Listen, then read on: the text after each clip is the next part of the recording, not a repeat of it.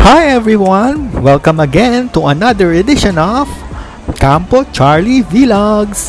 And for today's video, we will explore another cinema inside Shangri-La Plaza EDSA. This is Red Carpet Cinemas.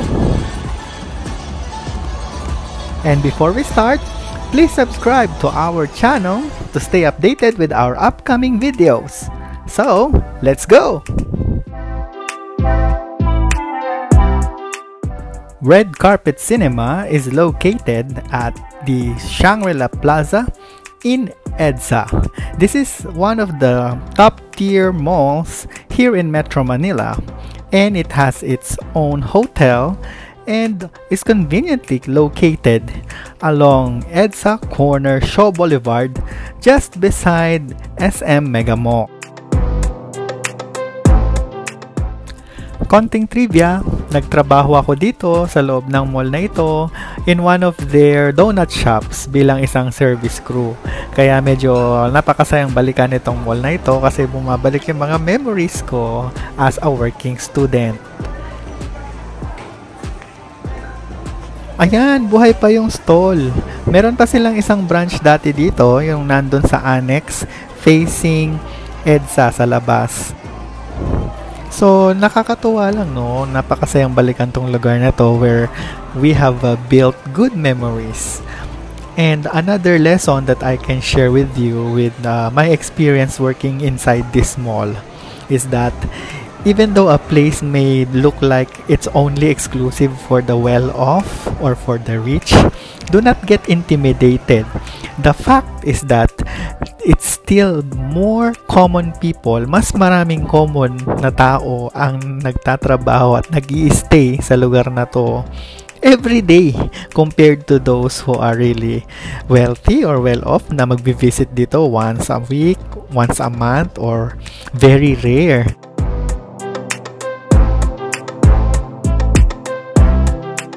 So ito na nga, papasok na kami sa cinema. This is 6th floor where the Red Carpet Cinema area is located. Sarado na yung counter kasi last full show yung nakuha namin. But interestingly, medyo mas mura compared sa ibang cinemas yung kanilang ticket price today. And that is considering it's a holiday. And DC movie, it's a Hollywood movie ang kanilang feature at the time of our visit.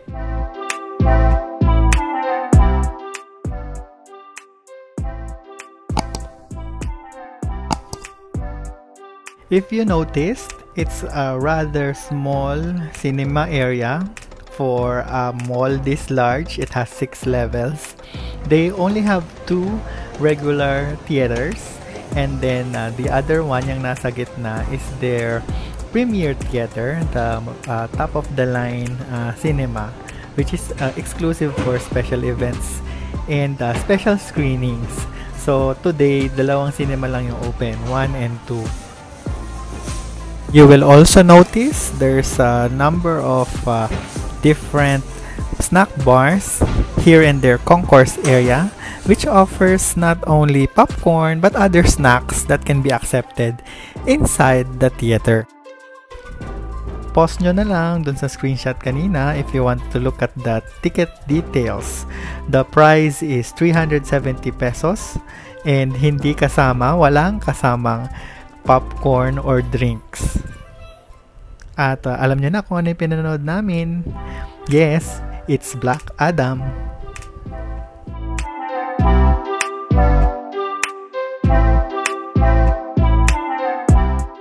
Pagdating dito sa loob, makikita nyo na talagang napaka-classy and luxurious ang datingan ng kanilang theater. Carpeted from the outer hallway hanggang dito sa inner hall.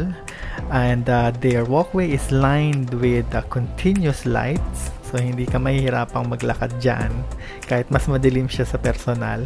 And ito naman yung ating toilet tour. So, napakaganda at napaka-cozy ng feels ng kanilang CR. So, automatic din ang kanilang faucet.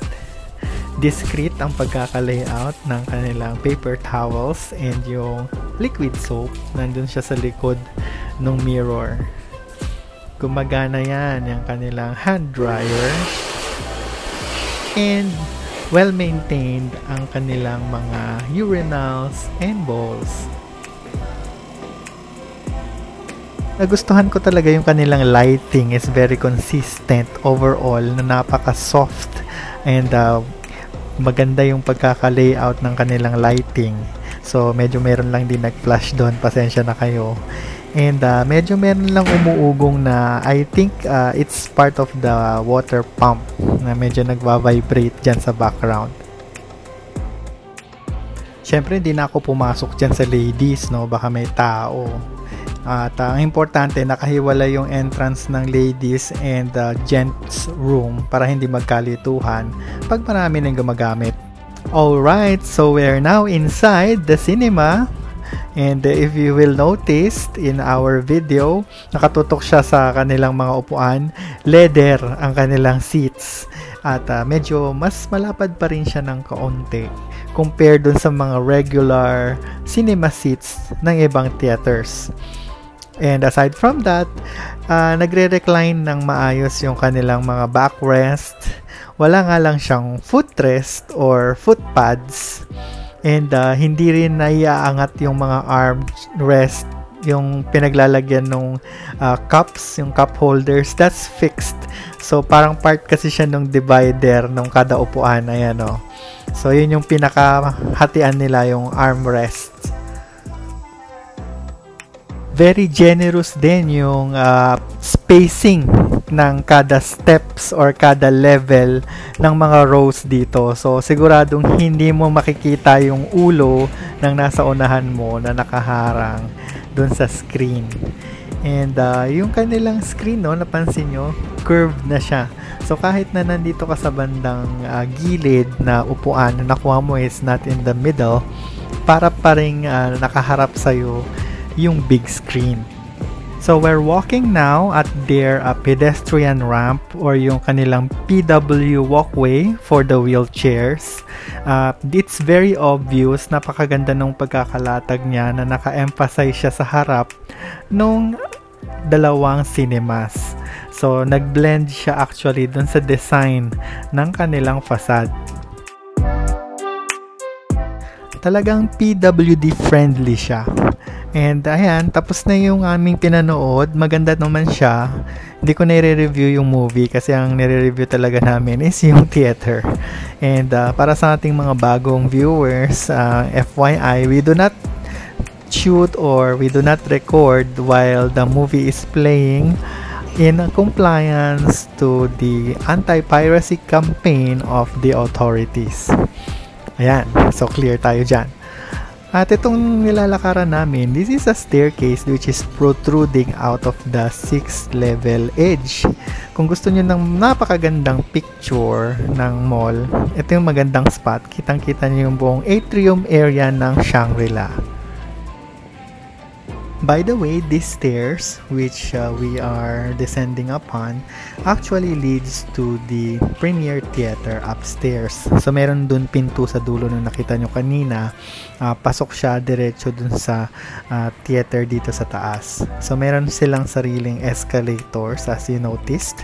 There's a separate snack bar upstairs or counters, and ito talaga yung tambayan ng mga viewers while waiting for their schedule. So meron dito mga bench at very instagrammable tong spot na ito.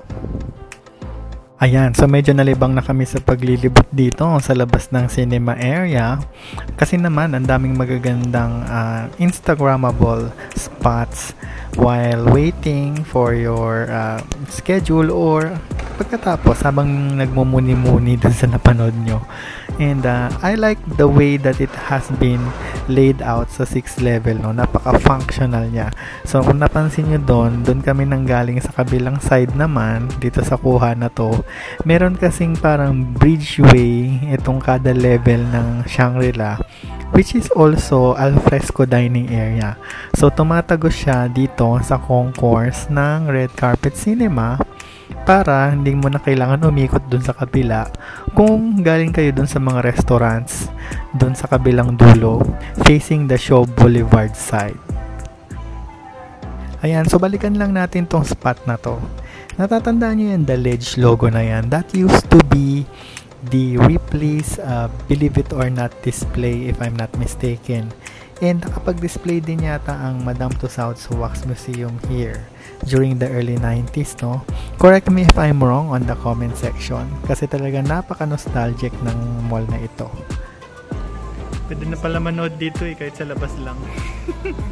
Kaya pa naman ang umupo dito. So ayun, overall, we are giving this 4 out of 5 stars because of their affordable pricing and luxurious feels. However, we're still looking forward to a more inclusive package that would have their snacks included para talagang sulit. So that's it. I hope you have enjoyed this video. Please subscribe to our channel and stay updated with our upcoming camping, travel, and honest reviews. Until next time mga kakampo, God bless!